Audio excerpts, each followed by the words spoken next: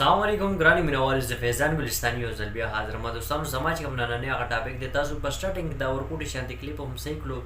دا چې کوم کس دی د مریم سره چې کوم ناست دی دا د مریم خپل خاوند دی مریم واده کړی دی او واده چې کوم کس سره کړی دی د هغه مخکې هم یوه ښځه ده نو ما دوستانو تاسو سره په یوه ویډیو کې مخکې دا خبره کړې وه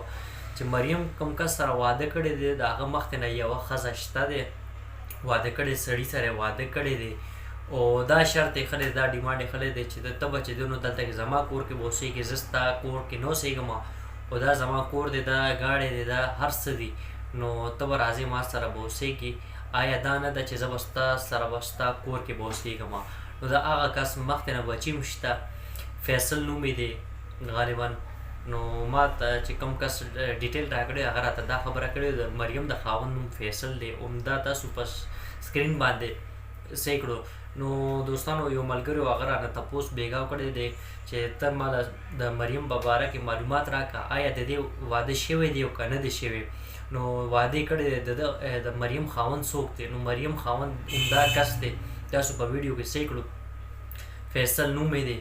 او مخکې نه ده چې دی نو واده کړی دی او بیا دا خبره کړې ده چې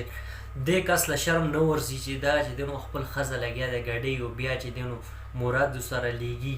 نو شرم ولا ورتلی نو دا کار به یې نه کولو نو دوستانو اصل حقیقت دا ده چې کوم انسان عزتدار حیادار وي نو هغه خپل خپله ښځه چې دی نو په کور کې په حیا عزت سره ساتي اوس د فیصل لومبنۍ ښځه هغه عزتداره ده حیاداره ده هغه خپل کور کې ده په پرده کې ده نو د هغې لا تر اوسه پورې ما ویډیو نه ده صحیح کړی ولې چې یو انسان ښه دی نو د هغه به ښېګړی وي نو د فیصل لومبنۍ ښځه ښه ښځه ده نو خانداني ښځه ده هغه خپل کور کې ده او دا چې مریم ده مریم سره دویم واده کړی دی د مریم هر یو کس ته پته دی نو زیات زه د مریم ډیټیل تاسو سره په دې ویډیو کې زیات شیر کولی هم نشم ولې چې ټایم لږ شانتې د مختصر ټایم دی مختصر ټایم کې ما خپل دوستانو ته باید صبر وکړه زه د مریم د واده هغه خبره تاسو سره شیر کړم آیا د مریم واده شوی دی او د مریم د خاوند نوم فیصل دی او تاسو په سټارټینګ کې دا تصویر چې کوم کس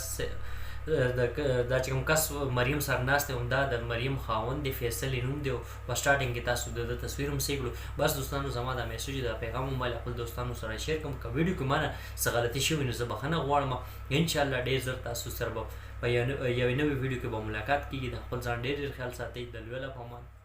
والسلام